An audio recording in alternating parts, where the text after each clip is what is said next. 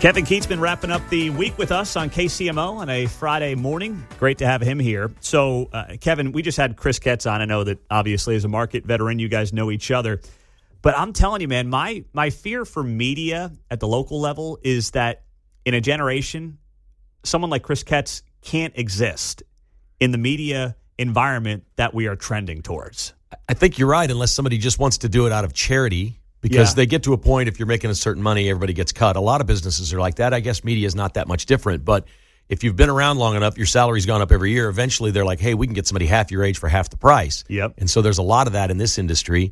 I'm not saying that's going on with Chris Ketz or anything like that, but we see a lot of it. I think they'd be smarter to make sure that they keep some of these legendary broadcasts on local TVs and radio stations, at least one or two, because there's familiarity. There's a couple of channels right now, you turn it on, and there's nobody familiar on there. And you're like, boy, this doesn't even – I might as well be, in Chicago watching TV because I don't know who any of these people are. Well, and in radio, like we've all got a different lane, right? Music, talk, different types of talk, sports, news, fluff, whatever you want to call it.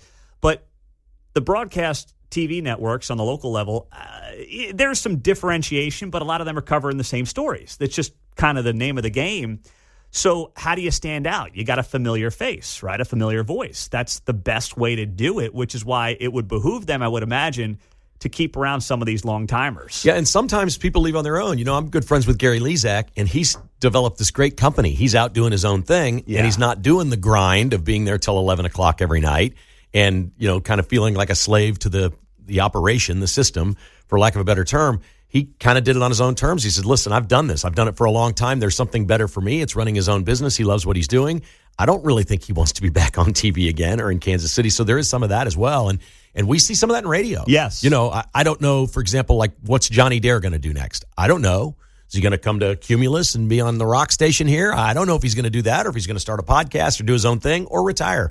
Nobody knows, but he's probably in a position where he can kind of pick and choose and do exactly what he wants to do. I'm always happy for anyone that does find a different lane. They've done something for a long time. If they choose their own path, which I've kind of done with my podcast, you find success in that, and it's a great feeling. And, that's one of the things we were talking with Chris about today is anything he does, he's so well-known, he could do anything he wants. If TV ended today for him, Chris Ketz is going to be just fine. Oh, yeah. I mean, he'll find whatever he wants that he can do in this town. For sure. Just based on market knowledge, notoriety. John Holt, too. You had him in a few weeks ago. I said, Holt, what are you doing, man? I said, how long are you going to do this thing? He goes, man, he still loves what he's doing. As long as that's what you love, man, just do it. That's awesome. I'll tell you what, you bring up Johnny Dare. We didn't get to talk about it because it all went down, I guess, was that last week or 2 weeks ago? Either way, we didn't talk about it. My takeaway is that's a loss for all of us in Kansas City radio. Like some people are like, oh, this is great for you. You might get some of his listeners.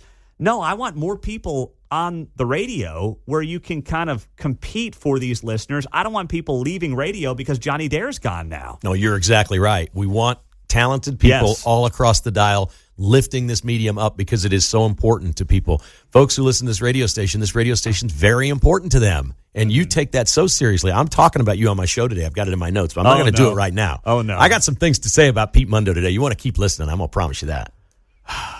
Where's this going, Mark? Tell me you have some 10:30, third segment, 10:30. Mark knows nothing about it. It's all Kevin, yeah. I'm the keeper of the gate. He's the keeper? Oh, gosh. Okay. Well, I'm always tuned in anyway, but now I got to listen extra closely to see where this goes. Why would you listen to me? I'm just nothing but a headache for you. Sure, no, not true. Not true at all. Well, I guess I'll wait till 10:30. That's a good tease, 35 minutes away on KCMO. For sure. That's well done. Are you going to be watching any of these? Are you into this tournament without any local teams in it? I think the tournament stinks. I agree. But I also, my takeaway from what I've seen so far, I watch all college basketball through lenses of KU basketball. I'm not a KU guy, but I've worked in this town long enough. Every year you're like, is Missouri or K-State as good as KU? Can they beat him? Is Iowa State? Can anybody in the league beat him? For 30, 40 years, that's all we've gauged anybody by is, are they as good as KU? Now I'm watching this tournament. I'm like, my God, KU isn't even close to as good as these teams. What has happened to Kansas? I know. How is Cooper Flagg at Duke? I thought when NIL started, KU would outspend everybody in the country because it's so important to their school. They didn't.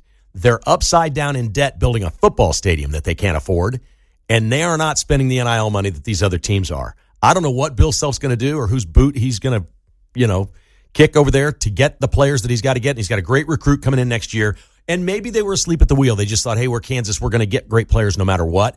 I don't know.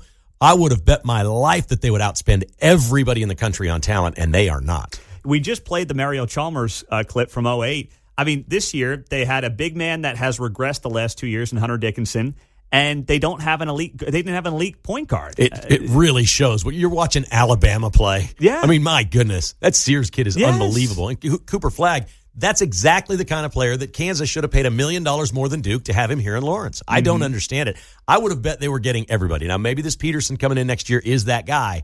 I missed this. I totally missed it. I think it was just a mistake on their part, and they thought, well, we're KU. We're still going to get all these great players. No, you got to overpay them. You got to pay more than the other guy, or they are not coming to Kansas, period. But here's the thing. All the Kansas players are on social media the last couple of weeks being like, we need guys that care about the front of the jersey. Yeah. Is that day just dead? No, they all care about their wallets. Yeah. They know that. Yeah. I mean, we saw that with this Maryland freshman, right? Queen, who hit that big shot last week.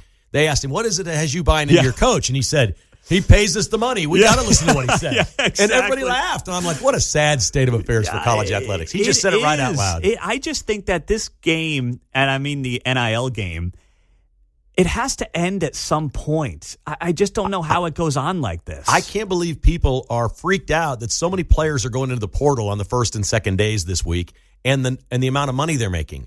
They're not even close to what they're going to make if they don't cap this thing.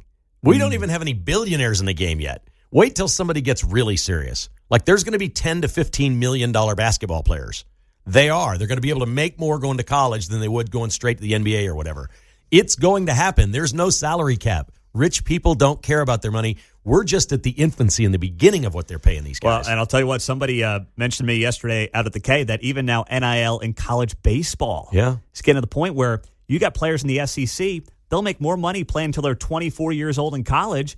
But here's the thing, these pro teams, they want you at 18, 19, or 20 to develop you. Yeah, they think they can develop you better, and they can. The professional teams can develop you better. You know, we've always thought, oh, you stay at Kansas another year, you're going to get one. No, you're better off with an NBA franchise. It's every day. There was no school. Now, maybe it's different now, but there's still quiet periods where they can't practice, they can't do anything. Bill Self can't be with his players.